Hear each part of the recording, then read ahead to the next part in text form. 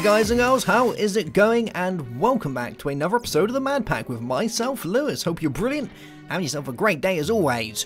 We're in the magical world, and I have some things to be showing you, so I've been fairly busy, and look at these diamonds coming out. So far I have 716, and it's been running fairly well, which is kinda good.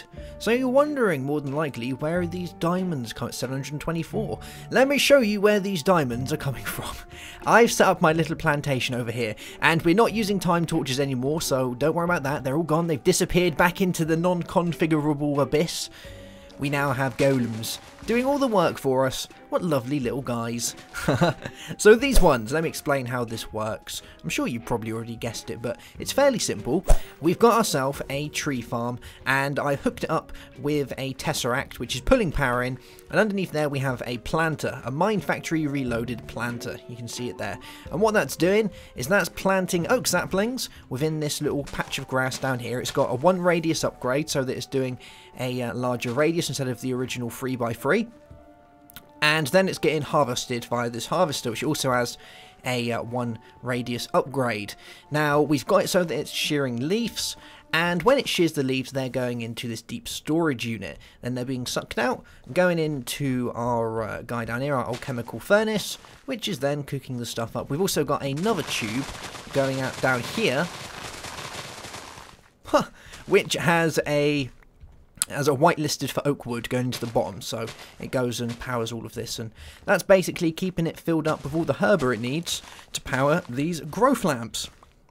And these lamp of growths are awesome. You have to make sure that you give them herba for them to work correctly, but they'll go and speed up the growth of most things within a certain radius. I've got one up there for the trees, one over here for these guys, and I also, just for the hell of it, I've got some lily pads of fertility from Zeno's reliquary as well, which are doing the trick. But it seems to be working really well, so these guys are going around. I've got 2 of them picking the stuff up because they're a little bit slow. I did go and add some speed upgrades onto them. If we have a look in my Forminomicon, here we are. We have the golem upgrade for air, making your golems faster. I've added that into a couple of them so they're a little bit faster. But except for that, it seems fine. The only thing that isn't being the only thing's been a little bit wonky for some reason is they're not collecting on this side. I think it's from the side that he's placed. He's just not making his way over here, so I might have to put another one of the harvesting golems down to get this side of things. And plus, another one's probably going to speed up a little more anyway. But there we go. That's pretty much how it's working. The reason we have the deep storage unit here is because we need to have it there as a backup, because it gets so many and it can't burn them quick enough in here that the pipe gets backed up down there, and then you have all sorts of issues. So it's easy to have this like this. You can see this one's backed up now as well for some unknown reason. It's because the things can't go in there, so they're kind of jumping around all over the place, but they'll go in there eventually. So there we go, that's pretty much where I've got with that, and we're getting a pretty decent amount of diamonds. There we go, 776 now, got more of them popping in, lovely jubbly, 780, so I think it's working pretty well. I was kind of changing my mind up about whether to use redstone seeds or not, but yeah, that's a thing. All of this seed stuff is also going in there at the minute. I might change that around so that the redstone essence we actually collect, it doesn't really give us much, it only gives us 48, but I don't really need much redstone, although it'd be kind of handy to savour it, but going into this guy, it really isn't much of a problem for it to go in there. There we go. Alright, so that's pretty much where I've got with all of that. Today we're going to go to the deep dark, hopefully. That's going to be the plan. This is basically going to be an episode on extra utilities. Pretty much, because that's most of the stuff we're going to be playing with. So I've made a few things prepared for this episode. I've got some magnum torches. If you don't know what these guys are, they're kind of expensive because you have to use diamonds and gold for the chandeliers.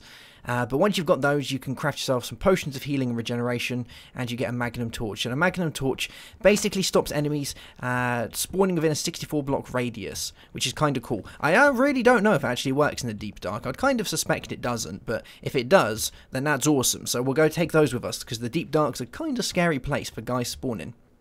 Then we have our division sigil, or a division sigil, which I haven't yet actually gone and got going, so we're going to have to do that first. So let's make our way back. And as you can see, these guys here, these ender cores, you probably have guessed what else I've made.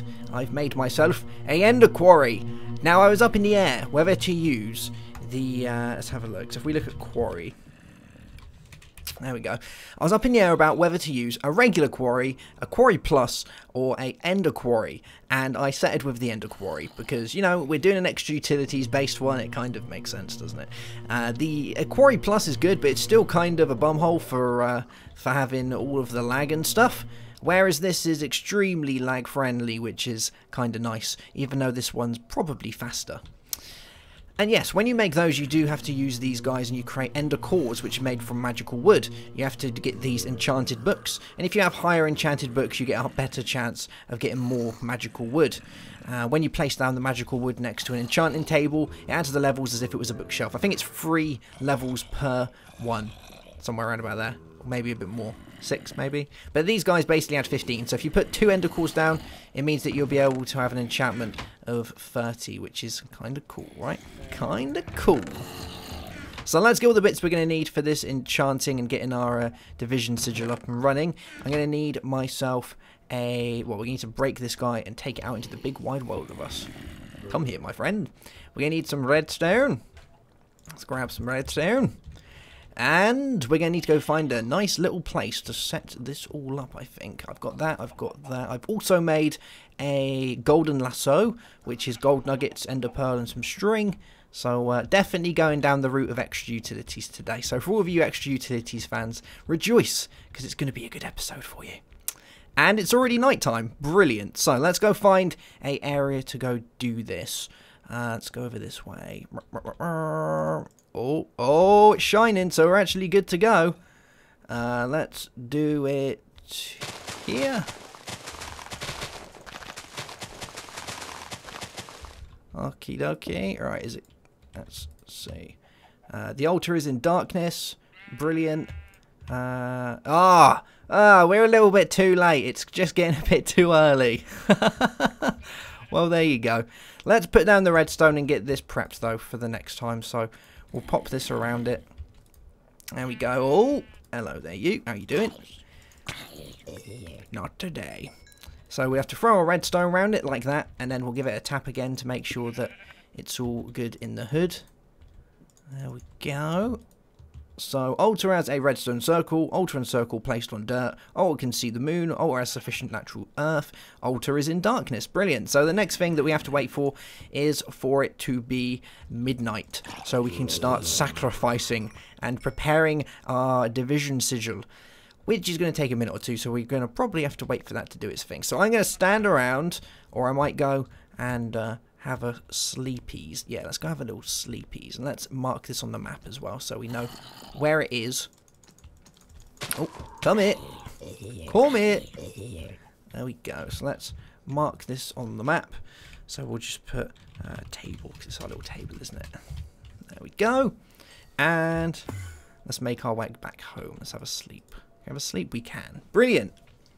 Alright, so this is going to take us around to the morning, and then we just basically have to wait for it to do its thing. So while it's doing that, let me explain the Quarry differences quickly.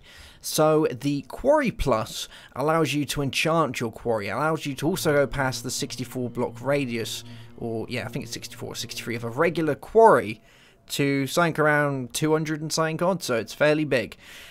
Which is brilliant, which is the bonus of that compared to the regular quarry. The Quarry Pluses can also run faster, and you can put enchants on like fortune and the efficiency and such to make it even better, which is cool. And you can even attach yourself a pump plus, so that any liquids it comes in contact with actually get pumped out as well, which is nice.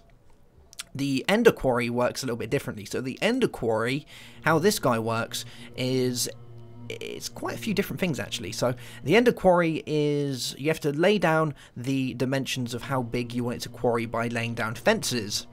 And then what you do is within your square fence or your rectangular fence area, you knock out a piece of fence and throw in the quarry, and then you give it power. And how the quarry works, the Ender Quarry, is it doesn't actually dig along, it digs vertically. So it finds a patch and it'll dig that whole area from where you're standing all the way down to bedrock, which is kind of cool. You'll see it a little bit better in action. And what it does is it replaces that area with dirt. So then you have no areas for liquid to move or anything like that, which massively reduces lag, which is awesome. Another thing the Ender Quarry does is it will only at one point keep 2 chunks loaded. So the chunk that the quarry is sat in and the chunk the quarry is working on. Whereas a regular one of the Buildcraft quarries or the Quarry Pluses will load the entire area. So there you go, that's a lot loaded as well, isn't it? Which once again massively reduces lag, which is brilliant. So give me a second, guys. I'm going to go and wait out for the night to come and we will be back. Time to do the business. It's 11:30 at night. It's close to midnight. I think you have like an hour's leeway. I've got myself a pig in my golden lasso, so let's pop him down and boom! There we go. Division Sigil activated. Lovely jubbly. And I should be able to take some of this as well. We grab this. We might need a Silk Touch one. Yeah, I'll probably need a Silk Touch. Oh, that's fine. It's not a worry. I don't really want to hold on to much of it. So let's take that back. We'll do a little thing with cursed stuff at another point. Unfortunately, that stuff over there is just going to go and disintegrate once the light touches it. But we'll go do it in a more controlled environment at a later date and maybe use some of that for some mob spawning goodness. Alrighty, so we have our division sigil, and we're looking kind of good. It's all ready and good to go. So let's go and get rid of some of this rubbish that I've accumulated throughout my journeys. There we go. Let's just go throw all this stuff in there. This can go back in here, and we'll put our wall in there. There we go. And let's go pop back down our enchanting table. Awesome job. Alright, so the next thing is to make the portal to the deep dark. Oh, it sounds horrible. So let's grab ourselves some... We're going to want to make ourselves a crafting table. And we're also going to want some diamonds. And I think that's kind of about it. Let's go have a little looky-see in here. So I've made a couple of things. If you forgot, we already made our little cobble gen. That's been building up, and I've got my quadruple compressed cobblestone and my triple compressed cobblestone, which is good. So to make this stuff the triple, you need to go ahead and get some double compressed and put it into a 3x3, and you'll get your triple. And the same for that is the compressed, which is like that, and then there's the regular cobblestone, which makes the compressed. And obviously the quadruple compressed will be a 3x3 of the triple compressed. So a fairly decent amount of cobblestone, so you want to leave it running for some time. But we need to make a few things. So the deep dark is kind of scary, and it's hard to get there because you need to do something very dangerous. We need to make these guys, these ingots. And to make ourselves these unstable ingots, what we do is we take iron and diamond, and we basically divide them with this sigil, and it will give us the unstable ingots. And then with the unstable ingots, we need to place them like this with our quadruple ones, all within the same time. And you can't shift click stuff out, otherwise it doesn't work. So, and if you're too slow, you basically have 10 seconds, the world blows up around you and everything dies, which kind of sucks. So you probably don't want that to go ahead and happen. Alright, so we're going to want to grab ourselves a few bits and bobs. Let's have a little looky-see over here, see if I've got all the stuff I need. We're going to need some diamonds. It's going to be one of them. We're going to want to grab ourselves probably more than that. We're going to need a few, so let's take a load of diamonds from here. There we go. Pop those in there. There we go. Good stuff. So we've got some diamonds. We're going to want some iron, so let's mix up some iron through this. There we go. And we'll pop our diamond back in there. Good stuff. And we've got our division sigil. The other thing that we're going to need is a crafting table. And I think I would rather use a regular crafting table than the farmcraft one. That would kind of scare me. So let's grab some wood. Alrighty then. Make ourselves a table. Oh, no. I'm failing. There we go. Crafting table. Cool. And we'll make our way back to this place. So I'm going to do it over here, just so I don't go breaking anything. I'm not 100% sure if it damages the ground around you, but as far as I'm aware, you can blow up if you don't get it right, which is kind of scary. So let's have a look at how this is all laid out. So we have our quadruple, and then we have our triples, like that. And I like to make sure I've got this right. So quadruple and triples, that's right. So quadruple. Oh, let's do this again, so that it's easy to grab the stuff you need. So we've got those guys like that, and this. So we need 1, 2, 3, 4. So 1, 2, 3, 4. And are you ready for this? Because this is where I freak out and blow everything up. 1, 2, 3, 4. Oh, that's one too many. Okay, right. 1, 2, oh, 2, 3, 4. That.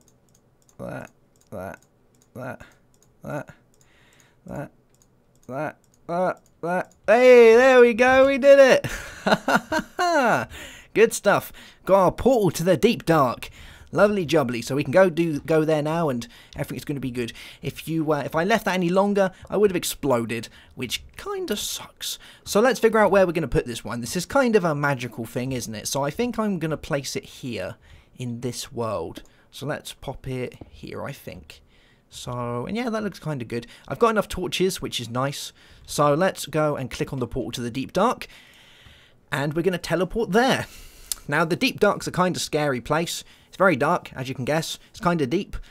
And there's a lot worse than just that. So, currently we're on minus... Where are we? We're on 150.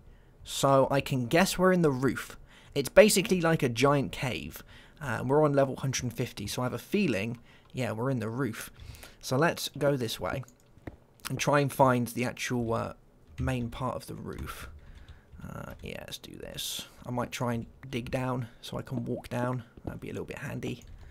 There we go. Alright. So the Deep Dark has mobs that have increased strength. They have increased health.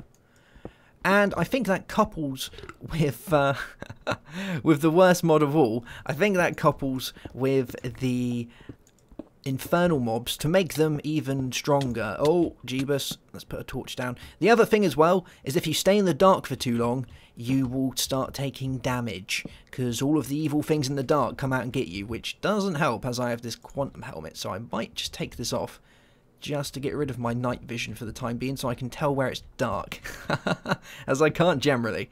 So let's keep going down this way. Oh, I think I just knocked that off as well. There we go. There we go. Right, keep going down here.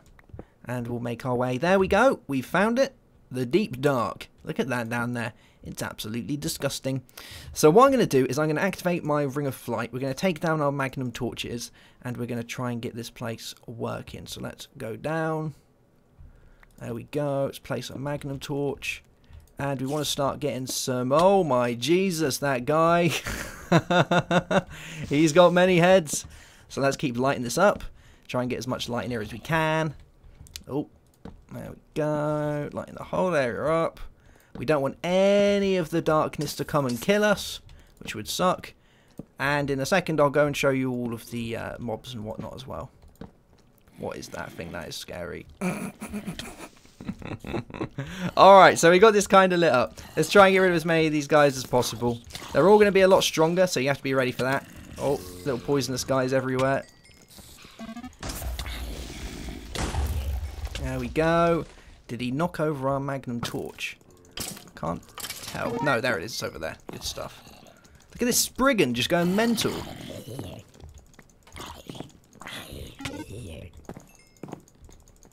This guy's so strong. There we go. Finally decides to go down. Okay, right. So if I've got this right, we shouldn't have anyone spawning as long as the Magnum torch works. That's kind of the plan. Ooh, go away.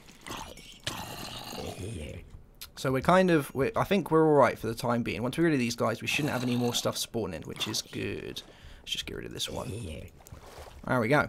So you're probably wondering, what's the reason of coming to the Deep Dark? Well, the reason of going to the Deep Dark is purely because... Oh my god, it's a Spriggan again. Really? Come on, die, my friend. The reason of coming to the Deep Dark is fairly simple. When you come here, you get the added benefit of increased ore spawning. So for vanilla ores, you have a massive increase in ore spawning. So you just get loads more, which is brilliant because there's much deeper holes and stuff of veins and whatnot of ores.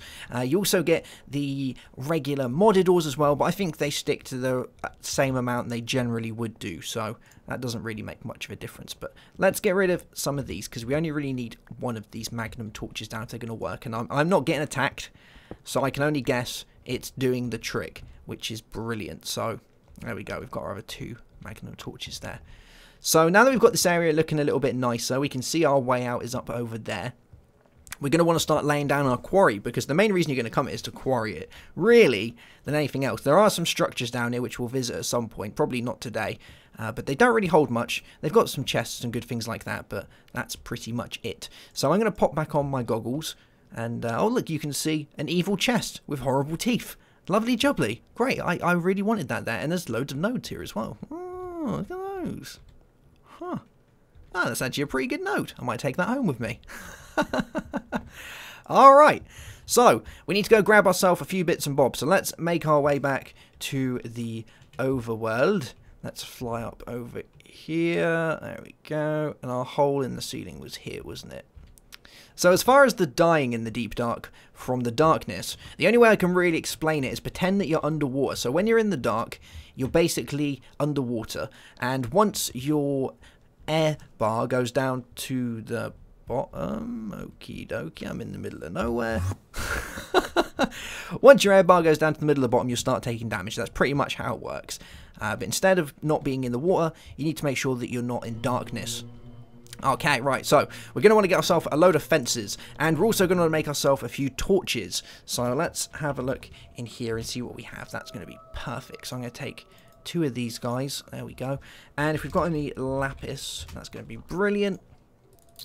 Cool beans. So these are used for the buildcraft quarries, but I'm actually going to use them with this as well, because the landmarks are just really handy for seeing the line, so that you know you've got it all right. So we'll take one of those guys, and we'll grab ourselves a few more redstone ones just so I can activate it. Cool beans. And we're going to want to get ourselves some fences. So let's make some fences quickly. So we'll get some sticks. There we go. Ba-bam, ba-bam. And we'll make ourselves some fences. Cool. And let's go and multiply these by like 50 million. And we'll lay down our quarry and whatnot. This is going to be fun. Alright. So we'll get ourselves a load of these. Load of fences. Thank you much, We'll take 3 stacks of fences. And let's put back down that guy and that good stuff. So let's go back to the deep dark. And this hopefully is going to work. I have great faith. Great faith. Alright, so let's go downstairs. Ba-bam, ba-bam, and we'll find this area. Oh, look, a creeper just exploded. So, let's lay down our landmark. So first thing, let's throw this down. We'll give it a redstone signal, and it's going to lay out a block radius of 64 in either line. And this is basically going to be the size that we're going to do our quarry. So I need to make sure I've got my torches with me, and what we're going to do is we're going to run along here with our fences, and we're going to make sure that this whole place is fenced up. So I'm going to go do that now, and I'll be right back in a second to get this guy up and running. Alright, there we go. We've got it all looking nice.